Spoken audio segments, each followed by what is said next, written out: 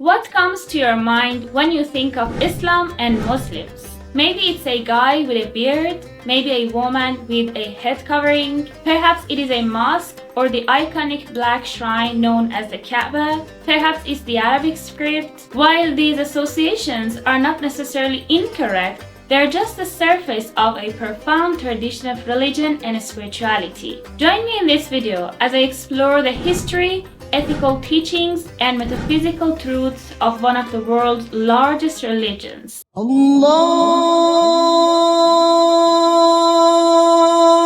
Akbar,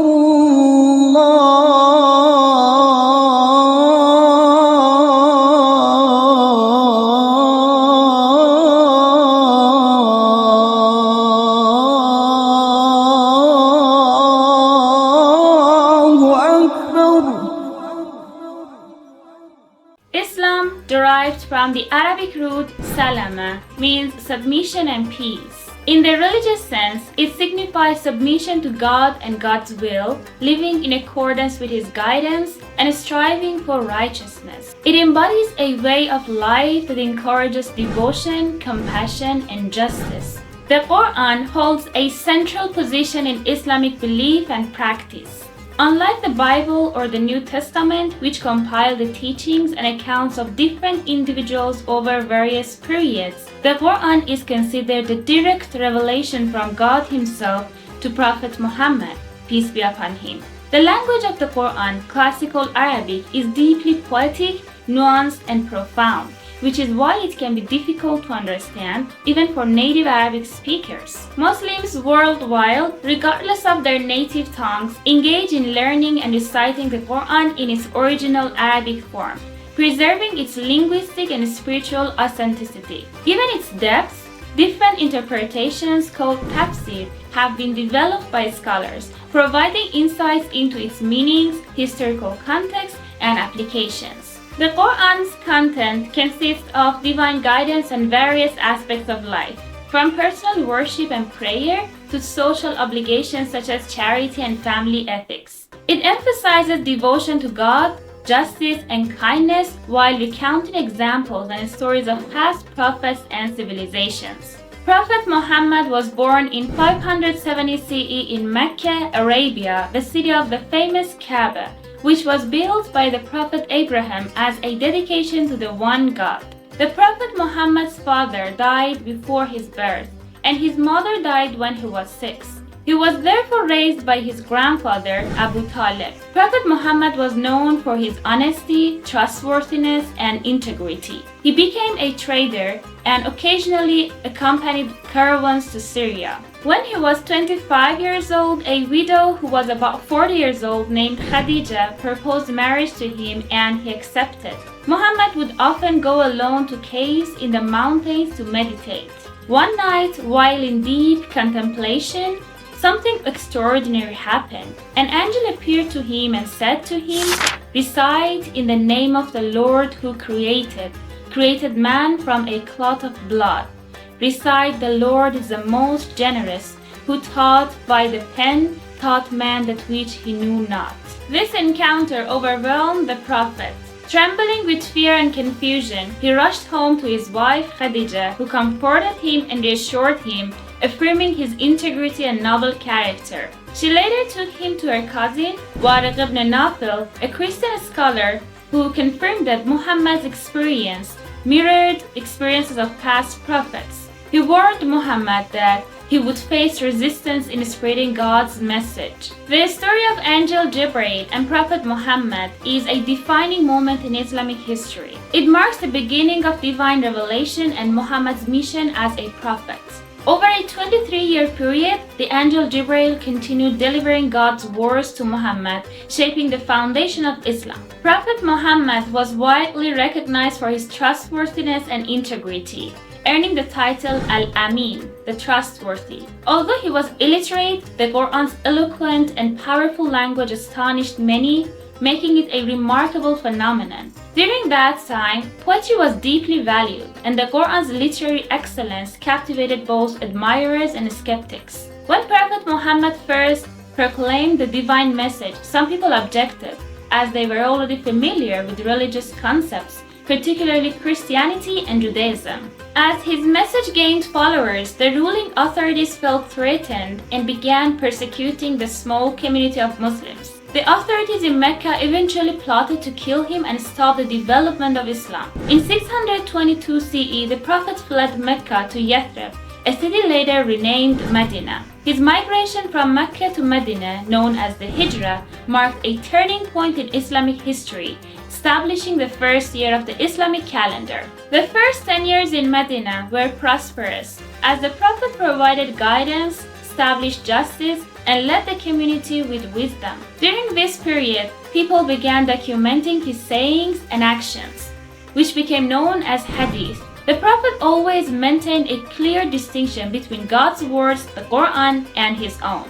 After the Prophet's passing, disputes arose over his successor. Some believed he had designated Imam Ali as the next rightful leader, while others supported Abu Bakr. This disagreement led to the division between groups, Sunni and Shia. Shia followers regarded Imam Ali as the first Imam, whereas Sunnis recognized Abu Bakr as the first leader and Imam Ali as the fourth. Despite this difference, both groups recognized the Prophet and the Quran. The concept of deen in Islam carries a deep sense of responsibility and devotion. It is more than just religion. It represents a way of life rooted in submission to God, recognizing His supreme authority. The idea that humanity owes a debt to God reflects the belief that everything, existence, sustenance, and guidance comes from Him.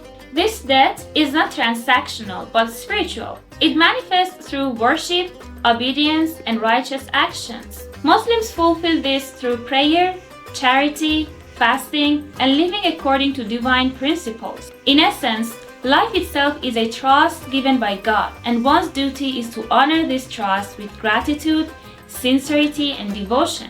Tawheed, Iman, Ihsan, and Islam are fundamental concepts that shape the essence of the Islamic faith and its practice. Tawheed represents the absolute oneness of God, affirming His uniqueness and sovereignty with no partners or equals. This is enshrined in the first Shahada, La ilaha illallah.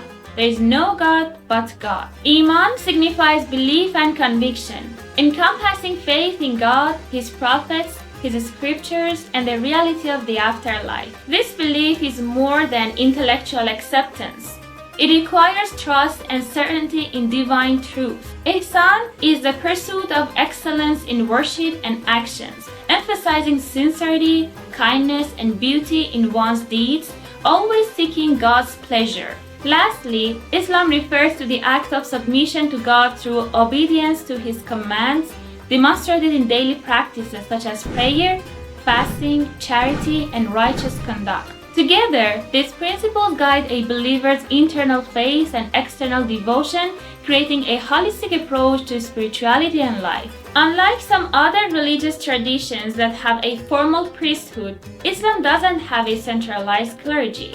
Instead, scholars known as ulama serve as guides in matters of faith, law, and interpretation of religious texts. The ulama are individuals deeply knowledgeable in Islamic teachings, jurisprudence, fiqh, and theology. They provide religious education, issue legal rulings, fatwas, and lead prayers, but they don't hold intermediary roles between believers and God. Every Muslim has a direct connection with his or her Creator. In Islam, knowledge holds a central role in personal growth and spiritual development. The term talib literally means seeker and is often associated with pursuing knowledge. The Prophet Muhammad emphasized the importance of learning with sayings like, "Seeking knowledge is an obligation upon every Muslim," highlighting its necessity for understanding faith, morality, and justice. Islam encourages continuous learning, self-improvement, and intellectual inquiry, believing that knowledge leads to wisdom and strengthens one's connection with God. Fiqh is the study of Islamic jurisprudence, focusing on understanding and applying divine laws in daily life. It is closely connected to the principle of submission, Islam, guiding Muslims on how to perform religious duties correctly and live according to ethical and legal principles. Fiqh covers aspects such as worship, ibadah, transactions, personal conduct, and interactions within society. Scholars of fiqh analyze the Quran, hadith, and legal precedents to interpret rulings, ensuring that faith is practiced with awareness and sincerity. Different schools of fiqh have developed over time, offering varied interpretations while maintaining the core principles of submission to God. Tafsir, interpretation, and exegesis plays a crucial role in understanding the Quran. Some commentaries focus on the literal meanings of verses, while others delve into deeper spiritual, philosophical, and legal interpretations. Scholars analyze language, historical context, and theological concepts to explain the divine message in ways that resonate across generations. Recitation of the Quran follows the rules of tajweed, ensuring clarity, beauty, and correct pronunciation. Unlike singing, tajweed preserves the sacred nature of the words, guiding reciters in proper articulation and rhythm. Children often begin memorizing the Quran from an early age, a tradition that strengthens a spiritual connection and preserves the text. Understanding Arabic language and grammar is essential for grasping the depth of the Quran's meaning, as its linguistic precision carries profound implications. Islam carries a profound dual meaning. In the metaphysical sense, all creation, humans, nature, the universe itself, submits to God by divine will. This submission is inherent and automatic, without choice. Everything functions according to God's laws, from the movement of planets to the instincts of animals. In contrast, the human sense of submission involves choice and accountability. Humans, gifted with free will, can obey or disobey God's guidance. True submission in this sense is conscious and voluntary, shaped by faith, actions, and moral integrity.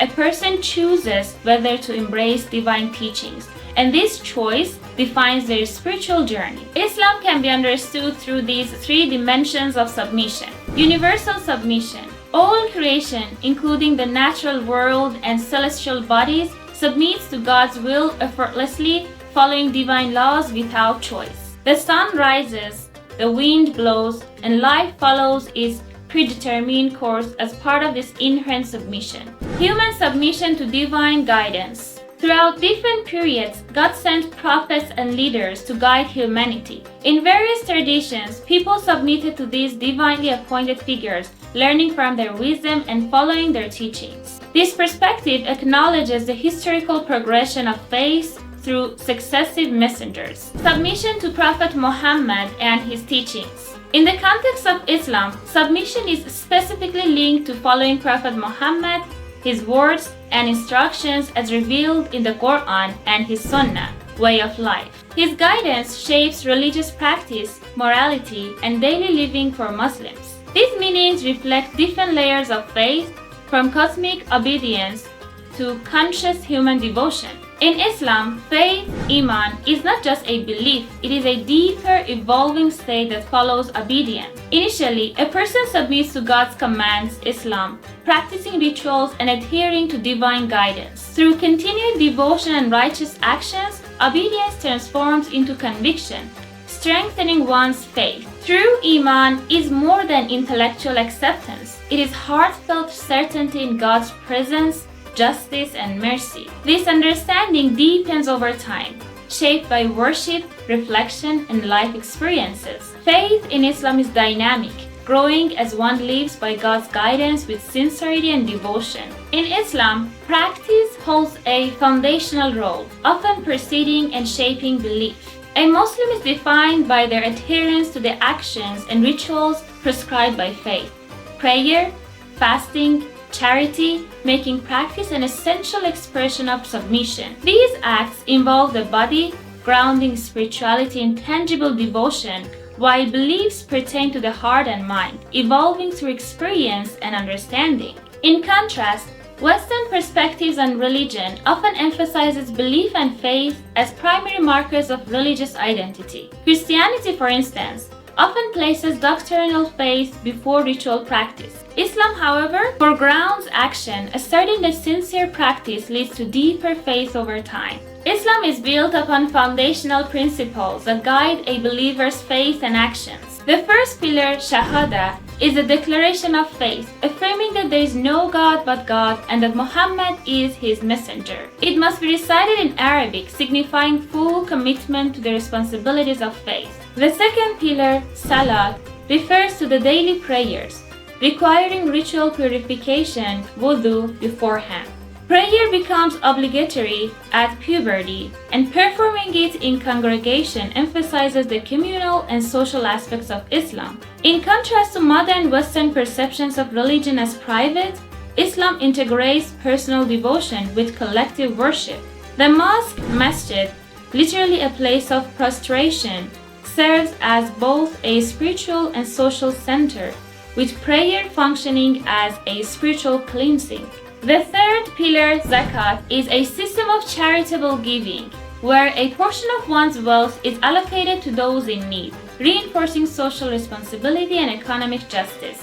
The fourth pillar, Saum, is fasting during the month of Ramadan, the ninth month of the Islamic calendar.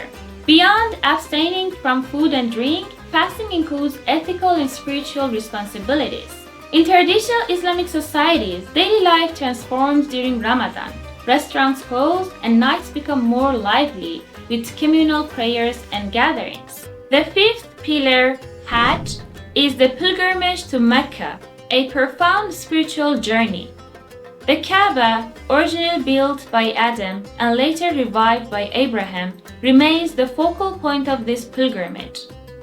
Historically, pilgrims traveled great distances on foot, emphasizing the dedication required for Hajj. Completing the pilgrimage earns the title Haji, reflecting the honor and importance of undertaking this sacred journey. In addition to the 5 pillars, some regard jihad as a 6th pillar. The concept of jihad is widely misunderstood. In its primary sense, it means a striving in the path of God, which can be a physical struggle in defense against injustice or an inner battle against one's inner weaknesses, jihad al-nafs. The Prophet Muhammad distinguished between greater jihad, the inner struggle against one's own desires, and lesser jihad, the physical external struggle. Sharia refers to the divine laws and principles outlined in the Quran and the teachings of the Prophet Muhammad, providing guidance on various aspects of life. It consists of 5 levels of legal rulings, ranging from what is obligatory, wajib, to what is strictly forbidden, haram. The scholarly study of Islamic law falls under fiqh, jurisprudence, which interprets and applies Sharia in daily life. Specialists in this field, known as fuqaha, possess expertise in theology, philosophy, and Sufism, shaping their understanding of Islamic rulings. Islamic law categorizes actions into different degrees: obligatory, prohibited, recommended, discouraged, and permissible. This extends to dietary laws, where food is classified as halal permitted and haram forbidden. This comprehensive legal framework governs not just food, but all facets of life, including worship, social interactions, and ethical conduct. The Quran serves as the primary source of Islamic guidance, containing fundamental principles for faith and practice. However, details regarding specific actions, rituals, and interpretations are derived from hadiths, the recorded sayings, actions, and approvals of Prophet Muhammad. These narrations clarify aspects of worship, morality, and daily life that may not be explicitly detailed in the Quran. Islamic practice emphasizes physical engagement, as acts of worship like prayer, salat, fasting, saum, and pilgrimage hajj involve bodily movements and discipline. Prostration, purification, and communal rituals reinforce the connection between faith and physical devotion. This embodiment of belief through action is a distinguishing feature of Islam, integrating spirituality with movement and practice. The companions of the Prophet Muhammad were known for their deep respect and attentiveness to his words. They valued his wisdom, guidance, and teachings, carefully memorizing his sayings and actions to preserve them for future generations. Their dedication played a crucial role in the transmission of Islamic knowledge and traditions. Following the passing of the Prophet Muhammad, Islamic jurisprudence evolved, giving rise to different schools of thought, known as metaphysical. These schools provided structured approaches to interpreting and applying Islamic law, shaping religious practice for generations. Islam is founded on three fundamental principles acknowledged by all Muslims: Tawheed, Nabuwwah, and Ma'ad. In Shia Islam, two additional principles, Adl, justice, and Imamat, are also emphasized. Tawheed represents the absolute oneness of God, affirming that there is no deity except God. The term is derived from the root word wahid, meaning one, emphasizing divine unity and the rejection of polytheism. Nabuwwah refers to prophethood and the divine revelation sent through prophets, including the scriptures that guide humanity. Ma'ad signifies a belief in resurrection and the afterlife, where individuals will be judged based on their deeds. Adl, justice, is a central concept in Shia theology, affirming God's absolute fairness in all matters. Imamat highlights the necessity of divinely appointed leaders who succeed the prophet and provide religious and spiritual guidance. The Shahada, the Islamic declaration of faith, consists of two essential components: Tawheed, the belief in God's oneness, and Nabuwwah, the recognition of Muhammad as his prophet. The word Allah is often translated as God, but it carries a deeper meaning. It signifies the indivisible ultimate truth and reality, transcending ordinary concepts of divinity. The phrase La ilaha illallah is not merely a statement of monotheism. It also refutes false gods, affirming that only God embodies true reality.